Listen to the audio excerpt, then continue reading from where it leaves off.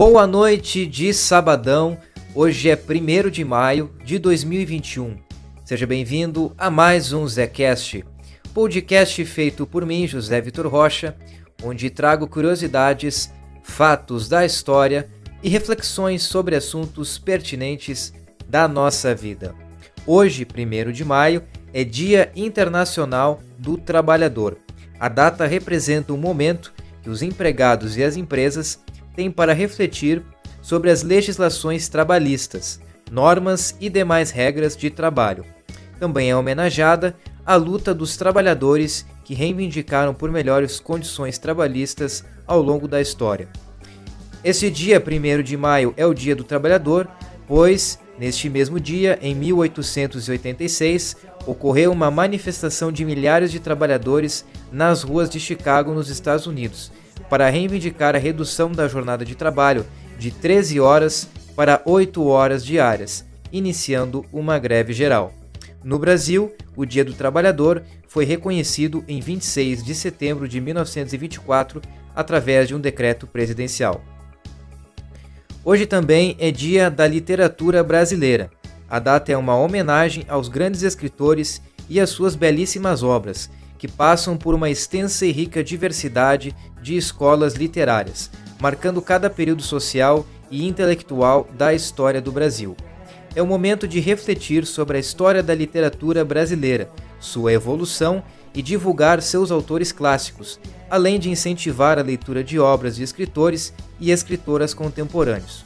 O Dia da Literatura Brasileira é uma homenagem ao aniversário de um dos mais importantes autores do romantismo brasileiro, José de Alencar, que nasceu em 1º de maio de 1829 e faleceu em 12 de dezembro de 1877, aos 48 anos.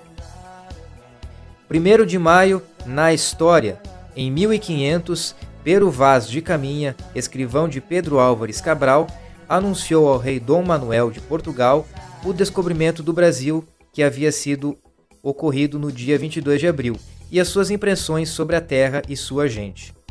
Em 1865, foi assinado o Tratado da Tríplice Aliança entre Brasil, Argentina e Uruguai para lutar na Guerra do Paraguai.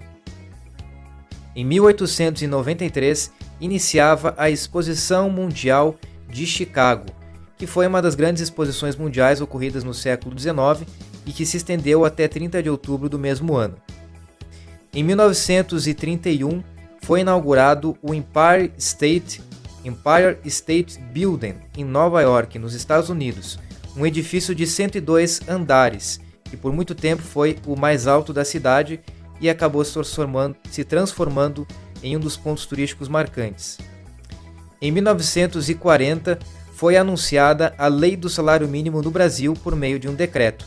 E, 3 anos depois, também por meio de um decreto-lei, foi sancionada a Consolidação das Leis do Trabalho, conhecida popularmente pela sigla CLT.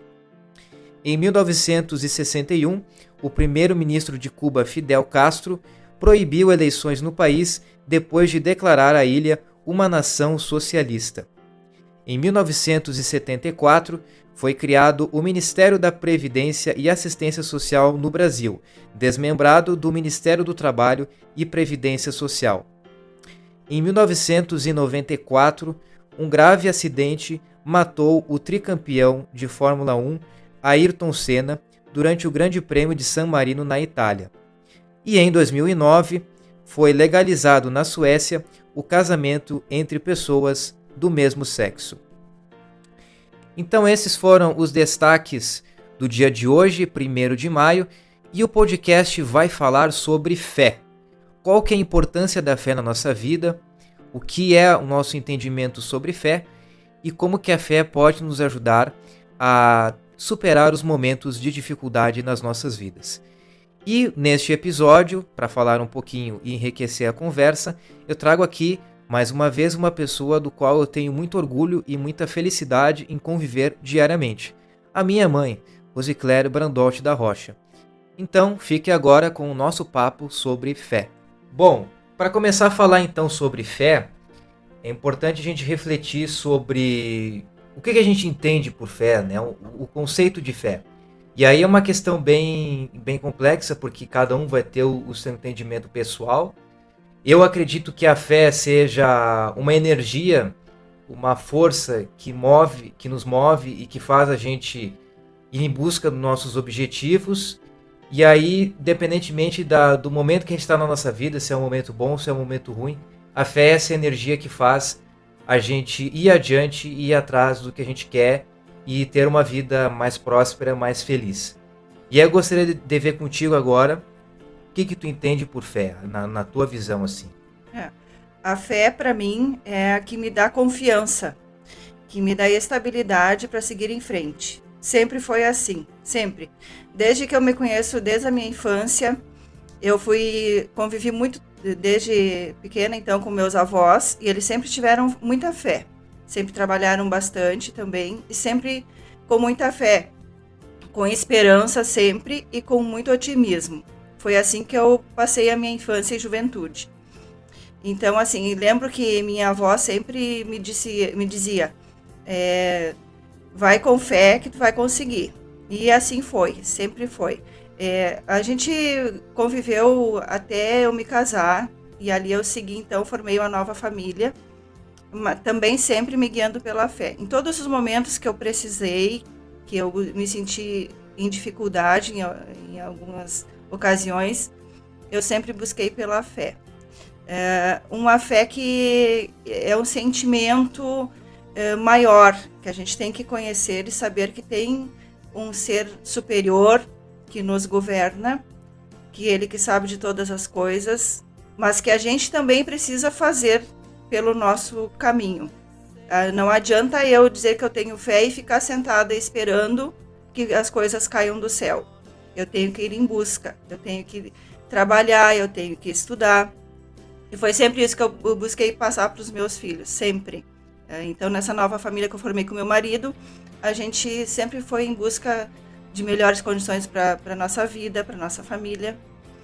E um fato bem importante assim, que eu trago comigo foi quando nós precisamos mudar para Caxias. A gente, então, já tinha lá mais de 40 anos e surgiu a oportunidade da filha mais velha vir para Caxias para estudar, para fazer a faculdade que ela tanto sonhou, que ela sempre quis. A gente se pautou, a gente não pensou duas vezes. Nós fomos pelo amor que temos pelos nossos filhos e pela fé que temos em Deus, em um ser superior.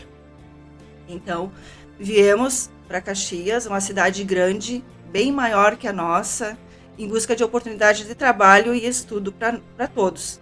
Nós aqui, eu, meus filhos, todos nós. E chegando em Caxias, tudo novo, tudo diferente do que a gente estava acostumado lá no nossa cidade, eu vi que a gente precisaria ainda mais de ter fé.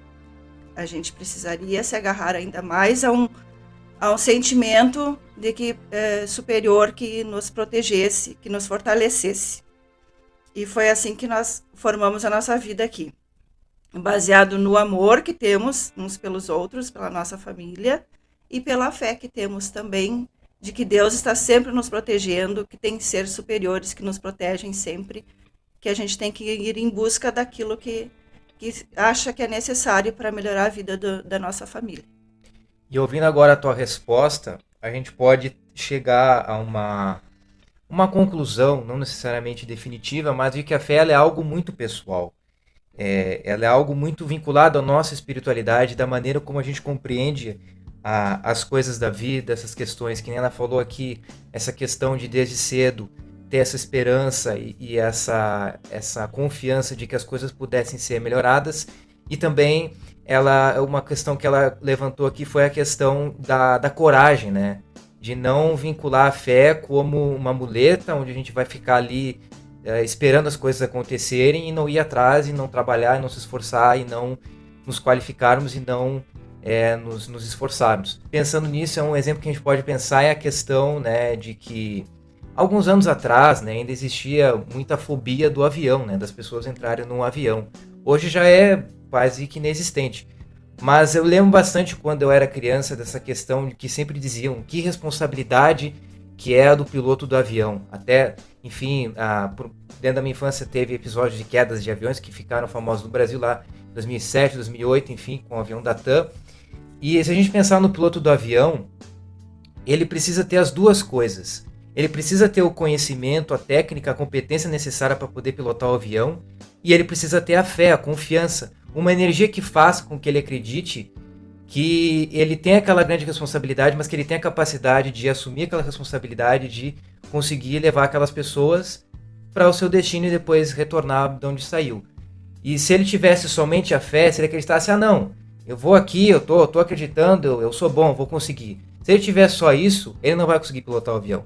Mas se ele tiver só o conhecimento, só a experiência, só a prática e não acreditar, ele não vai conseguir. Então talvez ele não perceba naquele momento que ele está fazendo aquele ato, mas teve uma energia, teve uma força que veio lá de dentro dele e que fez ele acreditar e que fez com que ele saísse da sua casa e fosse trabalhar e se desse conta da sua responsabilidade e acreditasse que ele era capaz. Então acho que isso talvez seja o maior poder da fé, da gente acreditar na nossa capacidade e no nosso potencial. A gente está falando dessa questão da fé e da questão da confiança, mas quais será que são os benefícios que a fé pode gerar na nossa vida? Eu andei lendo algumas coisas e eu quero compartilhar com ela aqui, de pessoas que cultivam a fé. Eles foram realizados estudos onde pessoas que cultivam a fé, elas têm uma vida mais saudável, uma vida mais feliz, uma vida mais próspera. E isso não está vinculado necessariamente com religião, isso vai da crença de cada um, né? Mas pessoas que cultivam a fé, seja da maneira que for, elas conseguem ter um entendimento mais positivo da vida e ter uma vida também mais tranquila e mais serena e mais próxima de uma felicidade genuína. Tu acredita que isso realmente seja verídico? Eu acredito muito. E, inclusive, a gente estuda e faz as leituras que, por muito tempo, a fé esteve separada da ciência, né? E agora, nos últimos tempos, algumas décadas para cá, elas vêm se unindo, né? A ciência com a comprovação, né, do que realmente acontece quando se tem fé. A pessoa que tem fé, ela tem confiança, ela tem autoestima, porque Cristo nos ensinou, e isso eu estou falando do cristianismo, mas as outras religiões também falam que somos seres que temos que ter confiança, que temos a inteligência, que temos que estar sempre buscando melhores formas para vivermos, né? E para isso existe a ciência também, né? A ciência nos mostra as formas, as melhores formas, o estudo, as melhores formas de vivermos em harmonia ou com saúde, das diversas formas de vivermos, né? Então a fé, ela traz isso, traz essa confiança, essa autoestima é valorizada também, né? Eu acho que muito é a autoconfiança que a gente adquire quando tem fé, a gente sente que pode, a gente diz assim, eu posso, eu vou ter fé, eu vou estudar, ou eu vou trabalhar, ou eu vou conseguir montar a minha família, ou eu vou conseguir algo melhor para todos, até no exercício da profissão. Todo profissional, e agora a gente viu com a pandemia, os profissionais da saúde, eles estudam, eles têm a ciência na mão deles, na mente. Eles estudaram, mas eles têm também, e a gente viu isso, que eles têm fé, que eles precisam ter uma força superior que os dê aquela força, que dê aquela sustentabilidade para eles seguirem em frente. Porque qualquer erro deles pode ser fatal, se eles não acreditarem que eles são capazes. Sim, eles são humanos, né? Então eles precisam saber que qualquer erro deles pode interferir na vida do outro. Eles precisam ter esse, como que eu posso dizer? Esse respaldo, né? Um respaldo, né? Eu tenho fé que eu vou conseguir passar o meu conhecimento para aquela pessoa que está precisando. Isso a gente viu bastante agora. E também outra forma que a gente viu, buscando agora uma parte da pandemia que a gente está vivendo ainda, a gente mudou totalmente a forma de vivermos a nossa fé, física. A gente parou de ir à igreja, A gente teve que parar, a gente teve que ficar em casa, mas encontramos outras formas de demonstrarmos a nossa fé, a nossa religiosidade.